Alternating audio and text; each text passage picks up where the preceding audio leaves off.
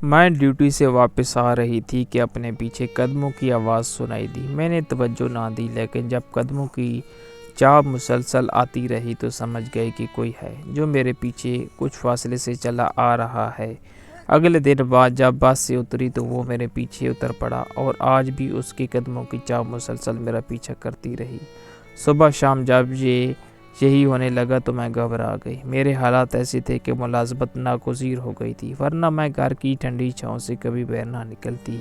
بس کی کھڑکی سے سر ٹکا کر سوچتی کہ آخر کیوں کر پیچھا کرنے والوں یا ان کے گھورنے والی نگاہوں سے بچ سکتی ہوں۔ اپنی منزل آ گئی، دل خوش ہوا کہ اب اس لوفر سے جان چھوٹی۔ سڑک پر آئی، اسے پیچھے آتے دیکھا تو میرے صبر کا پیمانہ لبریز ہو گیا۔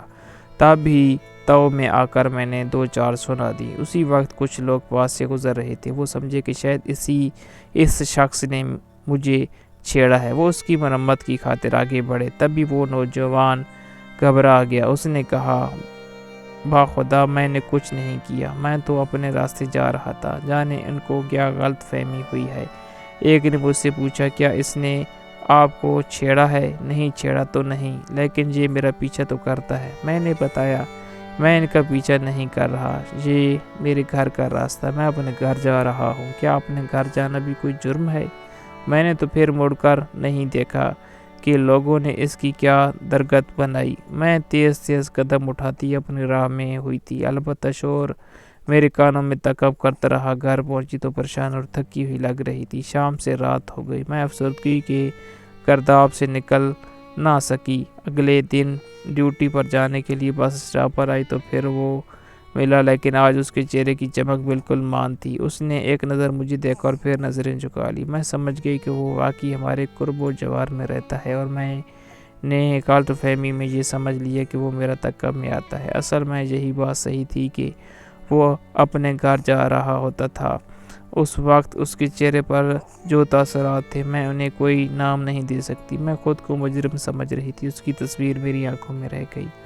اس کی آنکھوں میں شکوہ تھا، بے بسی تھی، لیکن نفرت نہیں تھی۔ فیکٹری آ کر میں ڈیوٹی صحیح طرح سے انجام نہ دے سکی، اور ہزار کوشش کے باوجود اسے ذہن سے نہ نکال سکی۔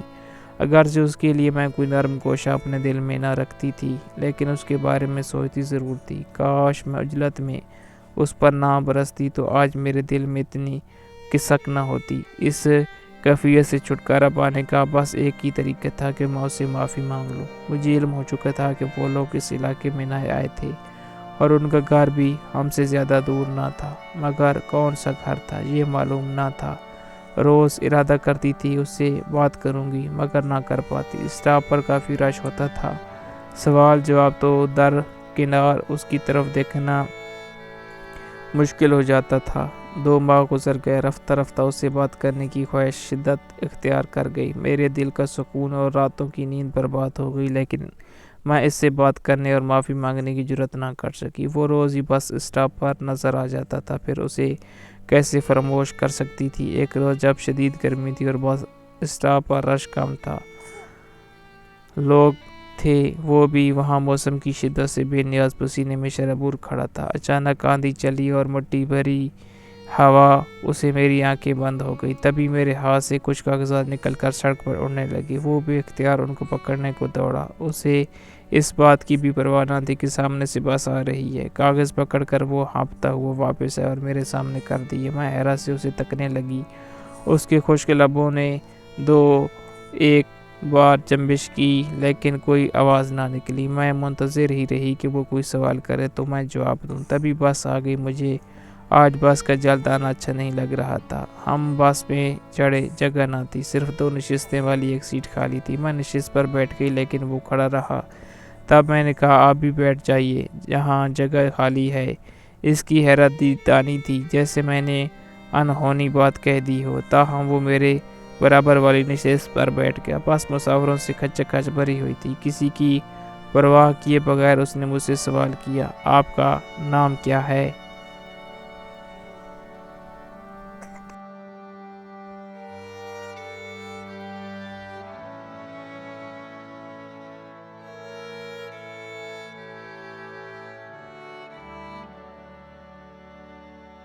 مجھے احساس ہوا کہ سب لوگ ہماری طرف متوجہ ہو چکے ہیں۔ تب بھی دل کی آواز کا گلا گھونٹ کر میں نے منافقت اختیار کر لی اور برا مان کر کہا، میرا نام جو بھی ہے اس سے آپ کو کیا؟ آپ کس لیے پوچھ رہے ہیں؟ میں آپ کی عزت کرتا ہوں اس لیے آپ کا نام جاننا چاہتا ہوں۔ اپنے کام سے کام رکھیے، میں نے ذرا بلند آواز میں کہا تو لوگ ہماری طرف دیکھنے لگے۔ تب ہی اس کا رنگ اڑ گیا۔ احساس شرمندگی سے اس کے ماتھے پر نمی آ گئی اور کچھ ہی دیر میں یہ نمی اس کی آنکھوں سے آنسو بن کر ٹپک پڑی۔ اسی وقت بس رکی اور وہ اتر گیا۔ میرا جی چاہا میں اس کے ساتھ ہی اتر جاؤں، اس کا بازو تھام کر معافی مانگ لوں، لیکن لوگوں کے خوف سے ایسا نہ کر سکتی۔ راستہ کاٹنا مشکل ہو گیا، دل پر منو بوجھ پڑ گیا، سانس بھی لینا دشوار ہوا۔ ان دنوں میں کوئی ایک لمحہ بھی ایسا نہ تھا جب اس کا خیال میرے ساتھ نہ تھا۔ سوچ سوچ کر میں ہلکان ہو گئی تھی۔ میں اس کا نام نہ جانتی تھی، لہذا اس کے متعلق کسی سے پوچھ بھی نہ سکتی تھی۔ کسی سے پوچھتی بھی تو کیا؟ ایک اجنبی کے لیے میرا برا حال ہو گیا۔ وہ اجنبی اور اس کا قرب مجھے پہلے برا لگا اور اب اس کی غیر حاضری بھی مجھے بہت بری طرح محسوس ہو رہی تھی۔ ایک روز میں دفتر جانے کے لیے بس میں سوار ہوئی، سیٹ پر بیٹھی ہوئی تھی کہ وہ مجھے نظر آ گیا اپنے دوستوں کے ساتھ۔ دل اسے دیکھ کر جی اٹھا۔ زور سے اسے پکار کر اپنی طرف بلانا چاہا تو لوگوں کا سمندر بیچ میں آ گیا۔ دوست باتیں کر رہے تھے اور وہ چپ تھا۔ اس کے ہونٹوں پر مہر لگی ہوئی تھی، بے دلی سے ادھر ادھر دیکھ رہا تھا جیسے اسے ان کی باتوں سے کوئی دلچسپی نہ ہو۔ تبھی جوں ہی اس کی نظر مجھ پر پڑی وہ الٹے قدموں بس سے اتر گیا۔ اتنے دن سے جن کا انتظار تھا وہ مجھے دیکھتے ہی پلٹ گیا تھا۔ اچانک ہی میرے ذہن نے سوچا کیوں نہ ان لڑکوں سے ہی اس کے بارے میں پوچھوں۔ تبھی میں نے ان میں سے ایک سے کہا کہ وہ میرا کزن تھا لیکن وہ کیوں اتر گیا ہے؟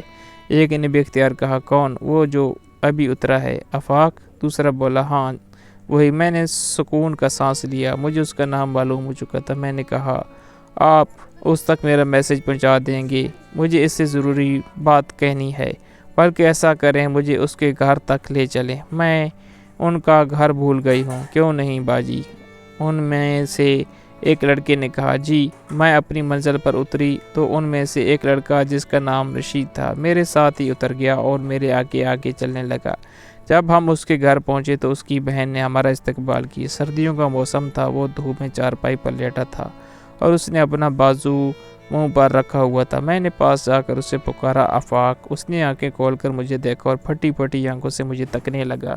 میں تم کو منانے آئی ہوں، تم سے معافی مانگنے آئی ہوں اور یہ بتانے آئی ہوں کہ تم کو میری امی جان نے بلوایا ہے۔ اس کی حیرت زدہ آنکھوں میں بہت ویرانی بھری تھی۔ میں خود کو اس کی ذمہ دار سمجھنے لگی۔ میں نے کہا، آفاق، پہلے دن مجھے غلط فہمی ہوئی تھی، میں سمجھتی تھی کہ تم شاید غلط قسم کے لڑکے ہو۔ دوسری بار لوگوں سے ڈر کر میں نے ایسا کہہ دیا، لوگ ہمیں گھور رہے تھے، اس لیے مجھے معاف کر دو۔ دراصل میں خود تم سے بات کرنا چاہتی تھی، معافی مانگنا چاہتی تھی، لیکن جب لوگ متوجہ ہو گئے تو میں شرمسار ہو گئی۔ کوئی بات نہیں، لوگوں نے تمہاری خاطر میری بے عزتی کی مگر میں نے اسے اپنی عزت افزائی سمجھا، کیونکہ میں تم سے نفرت نہیں کرتا۔ میں تمہاری نگرانی ضرور کرتا رہا ہوں، جانتی ہوں کیوں؟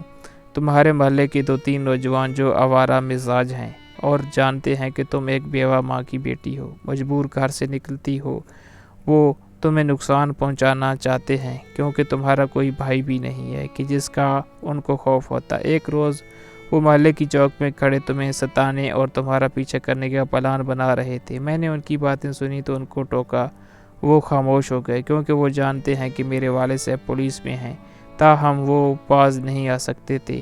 ان میں سے ایک ہر روز باری باری تمہارا پیچھا کرتا تھا، میں بھی اسی بس میں جان بوجھ کر سوار ہو جاتا تھا جس میں تم کو جانا ہوتا تھا۔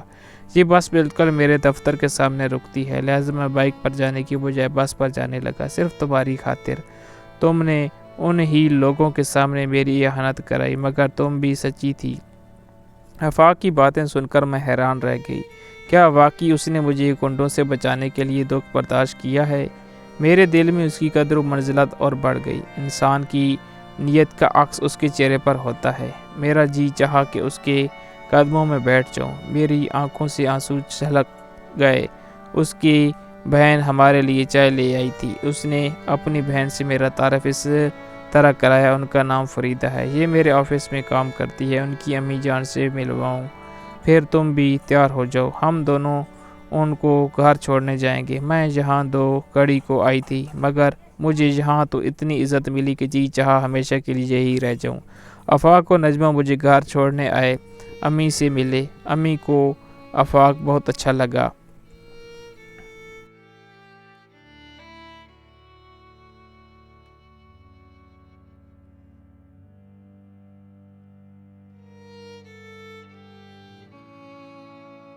انہوں نے نجمہ سے کہا میں تمہاری امی سے ملنا چاہتی ہوں، میں ان کو بھی آپ کے پاس لے آؤں گی۔ نجمہ نے جواب دیا۔ اس کے بعد میرے سر سے بوجھ اتر گیا۔